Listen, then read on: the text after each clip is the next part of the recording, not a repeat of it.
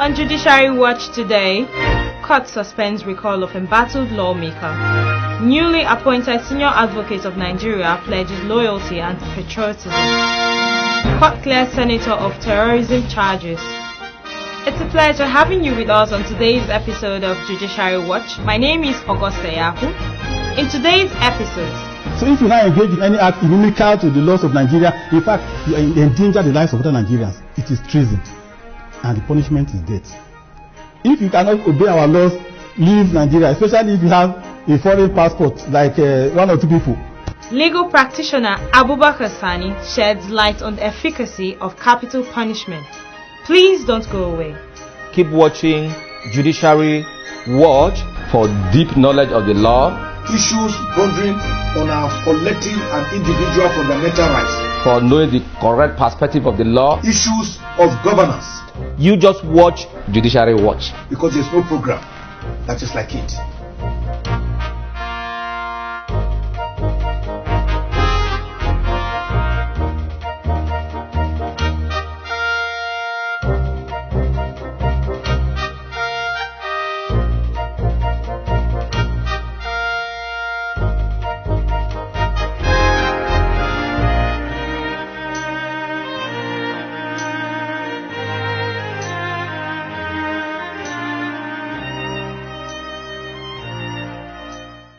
Welcome back. Embattled Senator representing Kogi West Senatorial District, Kogi State, Dino Melaye, has temporarily been freed from recall by the Federal High Court sitting in Abuja on Thursday.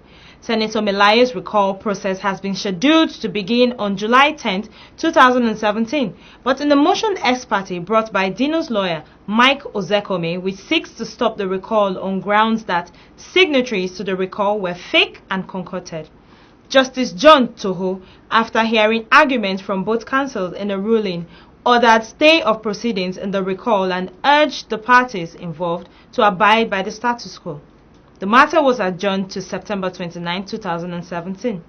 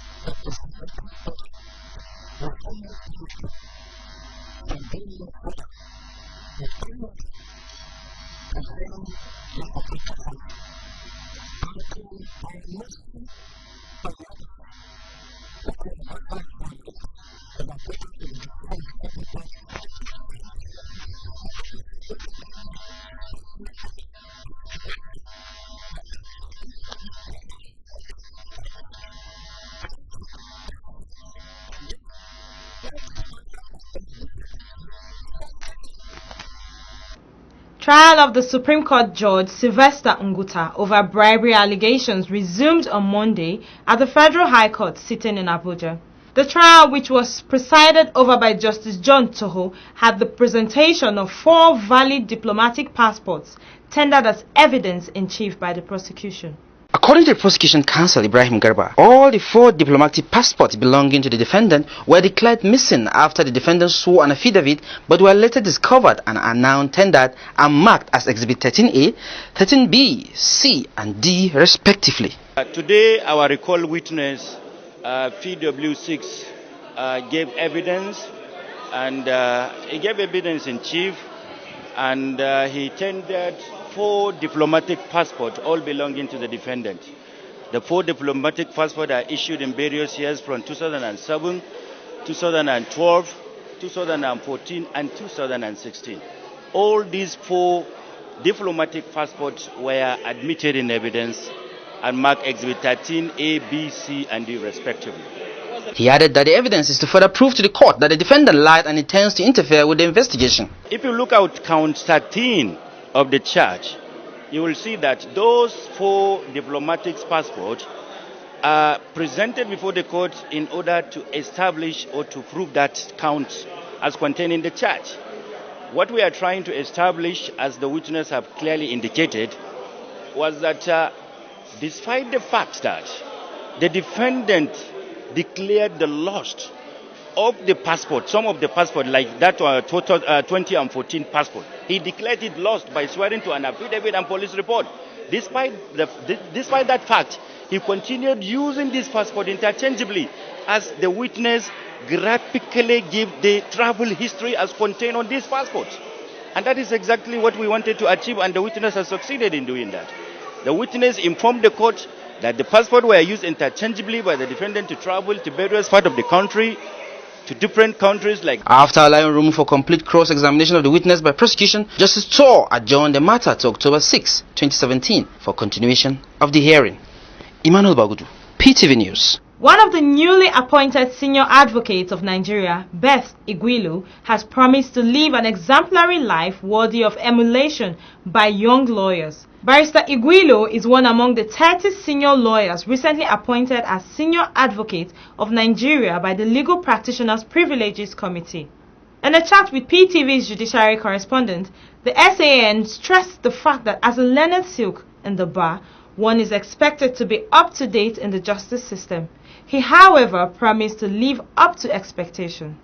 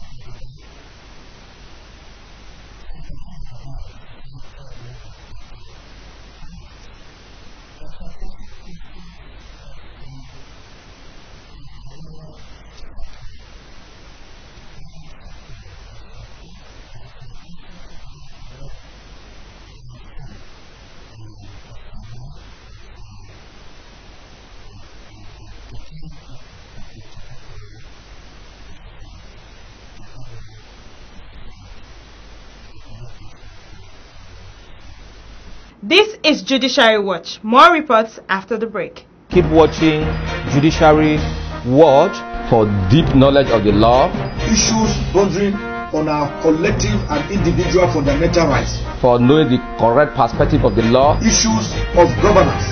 You just watch Judiciary Watch, because there's no program that is like it.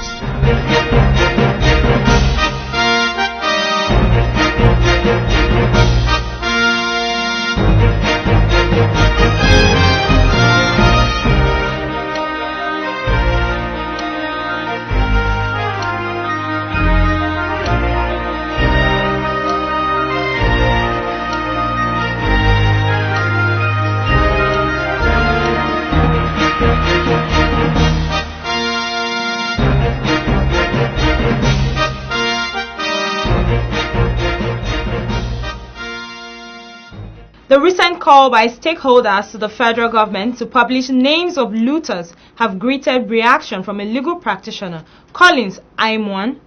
According to the legal practitioner, the call for the publishing of looters is a welcome one, but it is the responsibility of the federal government to do so and not only the acting president.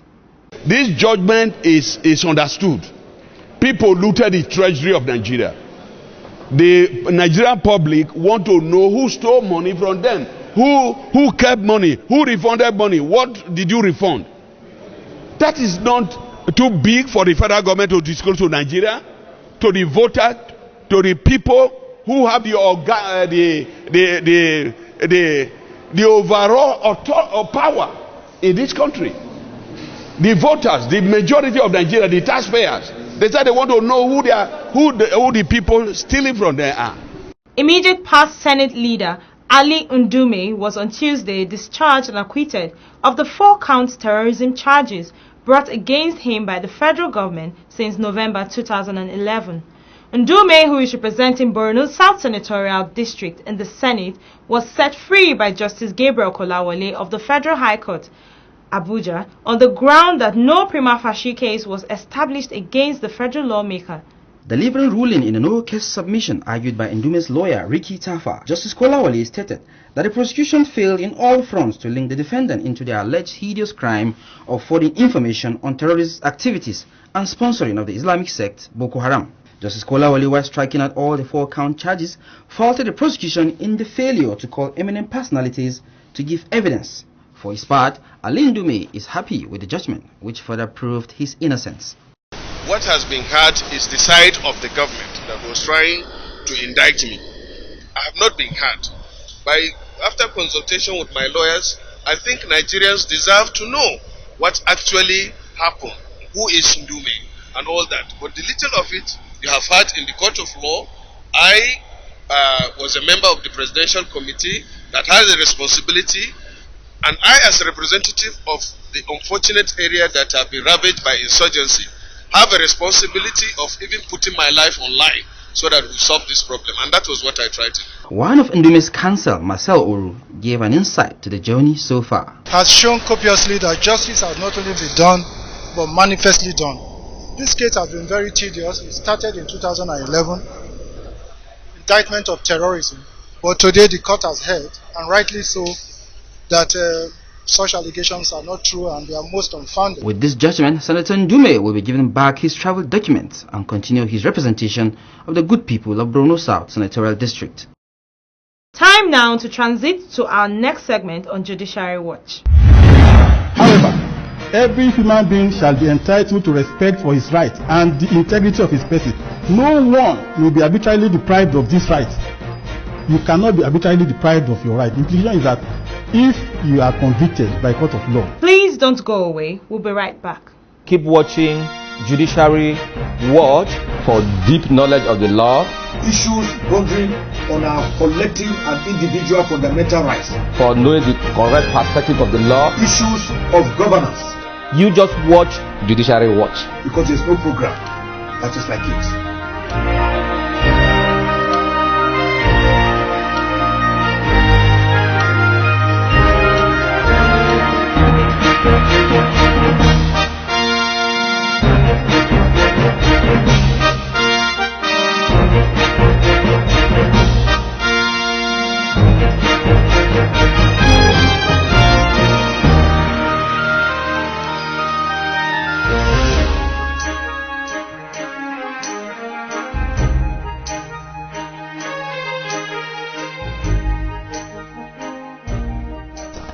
We're here at the law firm of Barrister ABUBAKAR D. SANI, and we're going to be talking about capital punishment in Nigeria today. Barrister ABUBAKAR, you're welcome. Thank you very much. to It's a the pleasure. Judiciary Watch. Thank you. Yes. Yes. So we'll go right to the crux of the matter. Yes. So first and foremost, what is capital punishment? Well, capital punishment is the punishment imposed by the law for certain offenses, whereby the offender, if he's convicted, is sentenced to death. It will cost him his or her life. Simple. Okay. Yes.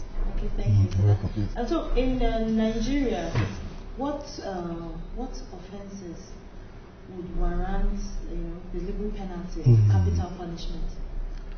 There are quite a number of them.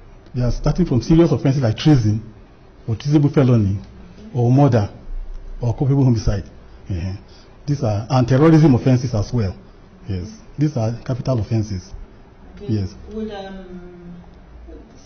same-sex marriages, do they fall in that? No, I think that one is 14 years imprisonment. I think yes. Okay, that is not Yes, it's not a capital offense. It's not a capital offense, but kidnapping and robbery. Even kidnapping is not a capital offense in most states. A few states, for instance, like Lagos and Ogun, and some eastern states, I'm not quite sure about those, but I'm sure about Lagos and Ogun. If the loss of life ensues in the course of kidnapping, as a result of kidnapping, yes, then the culprits will also be penalized with death sentence. Yes, yes. Okay. So, are there any laws on death penalty? Yes, starting with the Constitution, Section 33, Subsection 1, and the African Charter on Human and People's Rights in Article 4. If I may quickly read them, starting with the Constitution, yes. Section 33 of the Constitution.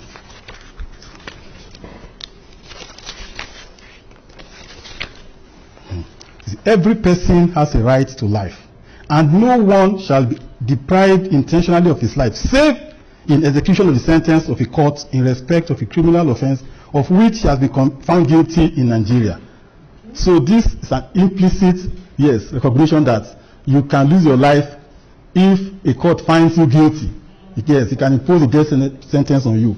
Section 33, Section 1 of the Constitution. Then Article 4 of the African Charter provides human beings are inviolable. However, every human being shall be entitled to respect for his right and the integrity of his person. No one may be arbitrarily deprived of this right.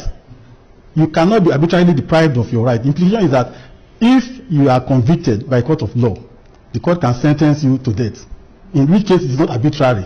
But if you and somebody are just quarreling, and because you lose your temper, you kill the person, that one is arbitrary.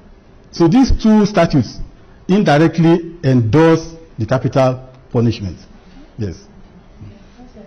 So, like some people say, capital punishment in Nigeria is constitutional, yes, unconventional. Yes. Some have said it should be abolished based on human rights reasons, like violation of human rights, violation of human rights.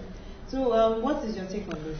Like I've just said, it is cannot be right to say that capital punishment is unconstitutional.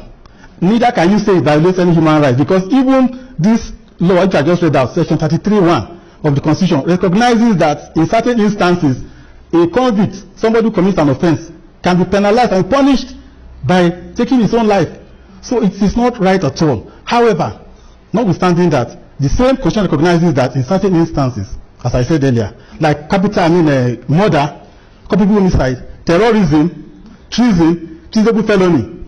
Yes, yes. So it is not right to say that it is not, but there is a general tendency or movement right these days. I think I've observed that that we should review capital offense. If you look at it critically, I don't think that thing will fly. Why do I say that?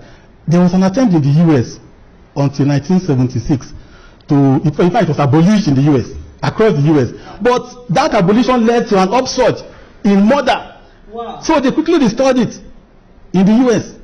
Yes, it was so. There is no hard and fast evidence or empirical evidence that retaining it or abolishing it will lead to reduction or increase in a serious crime. If anything, it is the other way around. Like I just said in the U.S., when it was abolished, there was a serious upsurge in murder. So they quickly restored it. Okay. Yes. Okay, but if we look at the history of Nigeria, yes, bringing it back, maybe back to Abacha's regime. Yes. Because we had a lot of death sentences during that regime, where drug-related offenses, and then it was the firing squad.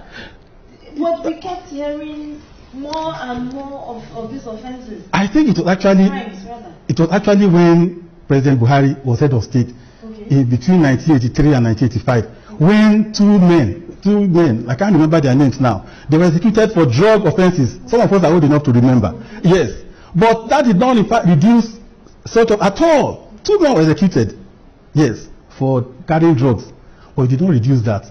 So that perhaps is what you are alluding to. Yeah. I don't think it happened under Abacha, because when Babangida took over, he repealed that decree. Did Abacha really kill so many people like that? Well, I wouldn't be in the position, but because I think for me, I was quite young. Yes. It was Babangida, I think, if I remember well, that executed some coup plotters. Yes, in 1986, that is Batsa, and then in 1990, I remember very well. Yeah, but we would still say that it hasn't, like you rightly said, deterred people from doing this. So if they abolish it or it's still there, it means crime will still be there. There will always be crime. In fact, a new species of crimes seems to be emerging right now, such as kidnapping, violent kidnapping for ransom, and pedophilia, where an able-bodied man, nothing wrong with him ordinarily, you will see him get 2 or 3 year old children, girls, and rape them. To me, such instances deserve the death penalty. Pedophilia and kidnapping for ransom, So personally, my own opinion is that the penalty should be retained for whatever it is worth, even if you cannot state categorically or prove that it deters would-be offenders. for whatever it is, so you should keep it there. Because it's a matter of decency. It's a matter of decency. How can you kidnap somebody and traumatize his family for money that he has worked for, labored to earn? You just come and make it for free like that. With the example of Evans, even though he has not been charged to court, he is presumed to be innocent, but based on his own confession so far, for whatever they are worth, I think we need to take action. Something needs to be done. You can't just, I think part of public opinion. Yes, because if you abolish it now, what kind of message do you think you are sending out? What is the signal? Some of these violent criminals, you never know. Maybe that is what hinders many of them at the back of their mind, maybe. Or will be violent criminals. Some of them are aware of the consequences. But by the time you now say, okay, no more death penalty, you are telling the whole world that the worst that can happen to you, if you do anything, they will lock you up for some time. And you might come out, you might even be able to break out. Yes. Yeah, so coming to that, when you say they might lock you up for some time, it seems that most, the procedure, because when the court finds you guilty, you are remanded and the date for your execution is set, and you wait for the governor's consent. Yes. The issue of governors in Nigeria, most governors do not, it's almost like they don't have time for that. Or what is the reason? Because we don't hear of executions. You are right. You are quite. Governors are politicians. Some of them, they have policy considerations. They are looking at the electorate, perhaps. Wow. Yes, perhaps. But the provision is there in the Constitution. It is there. They have the prerogative of mercy. They can decide to commute a death sentence imposed on a criminal by a court of law into a life imprisonment or even a number of years. They have that power under the Constitution. So if you like, you can amend the Constitution to remove that power. Or perhaps the governor should be sensitized to exercising the power positively. Okay. Yes. Okay. But if you want to do something about it, you have to amend the Constitution. It is the Constitution that gives governors that prerogative of mercy. Okay. Yes. Okay, so I would say that they are exercising that power of prerogative of mercy, because I would say, if looking at it, I would say it has given them time to live, more time, because most of them are on death till they die. It's almost like they are on life imprisonment. So wouldn't you look at it that they have actually spent? I agree. They have actually spent. I agree with you, but who will you blame about the governors? It is their prerogative. That's why it's called a prerogative. It's their exclusive prerogative. They can choose to exercise it or choose not to exercise it. It's a discretion. So if they fail to exercise it and the person ends up like enjoying his life, the rest of his life in jail, who do you blame? But the governor. The courts have done their part up to the Supreme Court. Once they have confirmed it at the Supreme Court, it's now up to the governors. He can validate or invalidate it. Okay, so from this discussion, I want to get clearly what are your recommendations about the issue of capital punishment in Nigeria? But like I said earlier, in relation to certain species of offenses, such as pedophilia and kidnapping, even murder, even murder, they should be detained. Treason. Can you imagine the number of people that you jeopardize by allying with the enemy? Or terrorism, like this issue of Boko Haram and what have you. Even treason, as I said, look, with all due respect, all this agitation for secession in any part of the country, not necessarily in the east or wherever, they are treasonable. They are treasonable. If you hold a Nigerian passport, and you now want to secede from Nigeria, for instance, you have forfeited the right to that passport, if not your own life. You know what I mean, right? Because there are certain incidents and implications attached to you possessing Nigerian passport. You will keep the laws of the land of Nigeria. So if you now engage in any act inimical to the laws of Nigeria, in fact, you endanger the lives of other Nigerians. It is treason. And the punishment is death. If you cannot obey our laws, leave Nigeria, especially if you have a foreign passport, like one or two people, which I will not mention their names. I'm sure you know what I mean. Yes. So the penalty should be retained. How can you go and rape a 2 or 3 or 6-year-old girl? It's disgusting. It's disgusting. Or even kidnapping, you traumatize the person, his families, for money he did not earn for. He did not earn. You know how hard he worked for it. It should be there, so that whenever people are thinking about committing these crimes, they should have it at the back of their mind. So if it happens, you were forewarned. To be forewarned, to be forearmed. Or the other incident in Ibadan, where one lawyer, of all people, a lawyer killed her husband. She killed her husband. Did you hear? Yes, they had issues. Yes, he first stabbed her in the shoulder. Nothing happened. He was taken in, he was treated. He came back to spend the night with her, but he did not live to see the following day. She stabbed him. She killed him overnight. Whoa. So you can see that she clearly had malice aforethought, as we say in law. It was premeditated murder. So, she should pay for it. Everybody has a right to his or her own life. When you wrongfully deprive somebody of it, should you be allowed to retain your own? Look at it that even in the Holy Book, in the Bible and in the Quran, even in the Jewish Torah, they say an eye for an eye, a tooth for a tooth. Yes. If you must take somebody's life without recourse to due process of law, you prepare to forfeit your own. Wow. Thank you. Yes. Thank you very much, Vice ABUBAKAR SANI, for this in-depth discussion on capital punishment. Thank you very much. We hope to have more on you on Judiciary Watch. Thank you very much. It's a pleasure. Yes. It's a pleasure. This is where we call it a day on today's episode of Judiciary Watch. Keep a date with us on the preferred People's-Oriented Station, PTV, and always remember to stay law-abiding.